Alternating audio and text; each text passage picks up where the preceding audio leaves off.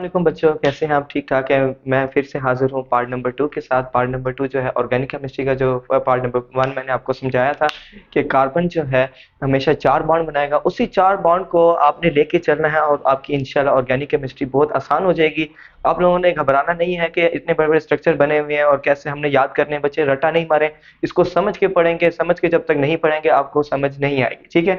सिर्फ आपने एक दो से तीन चीजें जो है ना याद रखनी है, उसी को लेके चल रहे हैं। पहला मैंने आपको बता दिया है कि कार्बन के आपने हमेशा 4 बॉन्ड ही बनाने हैं, ठीक है। 4 बॉन्ड उसके क्लियर करते जाए, आपकी पूरी चेन जो है ऑर्गेनिक केमिस्ट्री की सेट होती जाएगी। अब देखें बोर्ड पे, अब आपको मैं ना नेमिंग ऑफ कार्बन बताने लगा हूँ क्या होती है। जैसे फॉर एग्जांपल अब मैं यहाँ पे लिख रहा हूँ अल्क। अल्क कहते हैं बच्चों नेमिंग ऑफ कार्बन एटम्स, ठीक है। कार्बन एटम्स की जो नेमिंग है उनको क्या नाम देते हैं? अल्क। For example carbon number 1, carbon number 2, अगर 3 कार्बन है, 4 कार्बन है, 5, 6, 7, 8, 9 और 10, ठीक है। This is called the naming of carbon, ठीक है। ये कार्बन की नंबरिंग आ गई। अब ये जो नंबरिंग है इसी के आगे मैं नाम लिख रहा हूं, जो अभी मैंने आपको बोला है कि अल्क किसे कहते हैं नेमिंग को। फर्स्ट कार्बन को बच्चों हम बोलते हैं मीथ। क्या बोलते हैं? मीथ। सेकंड कार्बन को बच्चों बोलते हैं ईथ, ETH, ईथ। 3 कार्बन को हम बच्चों बोलेंगे प्रॉप। 4 कार्बन को हम बोलेंगे but. It is not a but, वो होता है BUTT, बट होता है। दिस इज ब्यूट, ब्यूट, इसको ब्यूट पढ़ना है, ठीक है। प्रोनाउंसिएशन भी बच्चों आप लोगों ने ठीक करनी है। This is but. Carbon number 5 होगा, अगर 5 कार्बन की चेन होगी तो हम उसको बोलेंगे पेंट। क्या बोलेंगे? पेंट, ठीक है। 6 कार्बन को हेक्स, 7 को हेप्ट और 8 को ऑक्ट, 9 को बच्चों बोलेंगे नॉन और 10 को बोलेंगे हम deck. This is called the naming of carbon atoms, ठीक है। कि कार्बन नंबर 1 को हम क्या बोलते हैं, 2 को क्या बोलते हैं, 3 को, 4 को, 5 को, 6 को, 7 को, 8 को, 9 को एंड 10 को, ठीक है। अब इसकी एडजस्टमेंट कैसे करेंगे? बहुत आसान है। अब आप आगे जब ऑर्गेनिक केमिस्ट्री में पढ़ेंगे तो उसमें आप जैसे मैं आपको थोड़ा सा रिवाइज कराता जाऊं कि आपने 9th क्लास में जब पढ़ा था कोवेलेंट बॉन्ड के बारे में, तो उस कोवेलेंट बॉन्ड में बच्चों 3 किस्म के बॉन्ड थे, जिसमें सिंगल बॉन्ड बना था, डबल बॉन्ड बना था और ट्रिपल बॉन्ड बना था, ठीक है।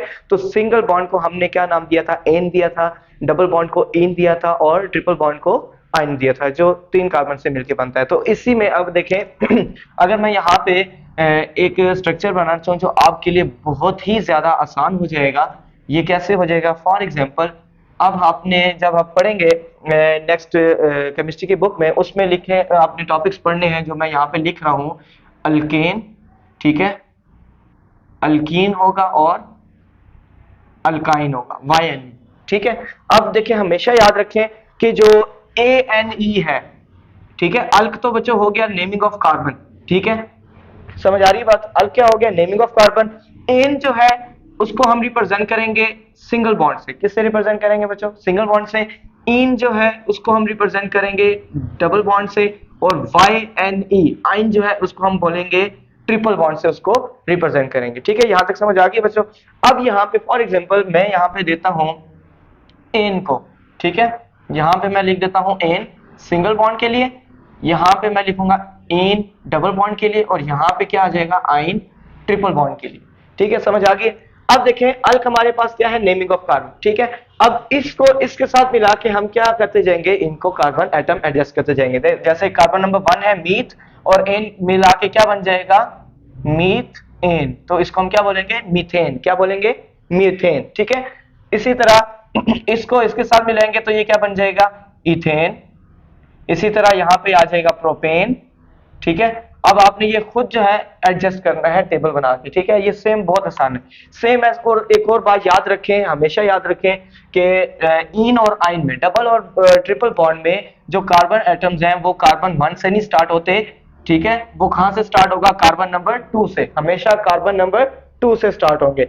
उसके बाद क्या है कैसे स्टार्ट होंगे? फॉर एग्जांपल ये आ गया हमारे पास ईथ, और इसके साथ ये मिल गया इन, तो क्या बन गया बच्चों? इथीन, ठीक है। इसी तरह ये आ गया ईथ, और ये यहाँ पे इसके साथ मिलाते जाएं तो ये क्या बन जाएगा? इथाइन। ये आ गया, मतलब ये आएगा for single bond, double bond and triple bond, ठीक है बच्चों। यहां तक समझ आ गई है? उसके बाद आपने ये क्या करना है, इसी टेबल को आपने खुद जो है ना यहाँ पे बनाना है। अब देखें ये इसकी जगह आ जाएगा prop, ठीक है। अब यहाँ पे क्या है इन, तो ये क्या बन जाएगा प्रोपीन।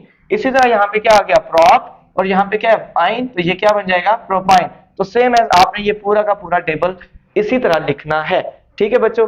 और उसके बाद मैं आपको बताता जाऊं कि आपका स्ट्रक्चर जो है ये कैसे ठीक है या नहीं है, उसके लिए भी आप देख सकते हैं। और वो जो चीज़ें हैं आगे मैं आपको अगली वीडियो में बताऊंगा। इस टाइम और यहाँ तक मैं उम्मीद करता हूँ आपको समझ आ गई होगी। तो जो भी आपको कोई प्रॉब्लम हो किसी भी लिहाज से, किसी भी टॉपिक से, तो काइंडली मुझे मैसेज करें। उसी मैसेज से ही अगर आपको यहाँ से कोई क्लियरेंस नहीं हो गई तो फिर से मैं आपको एक्स्ट्रा जो है ना वीडियो बना के आपको क्लियर कर दूंगा। ओके बच्चों, अल्लाह हाफिज़।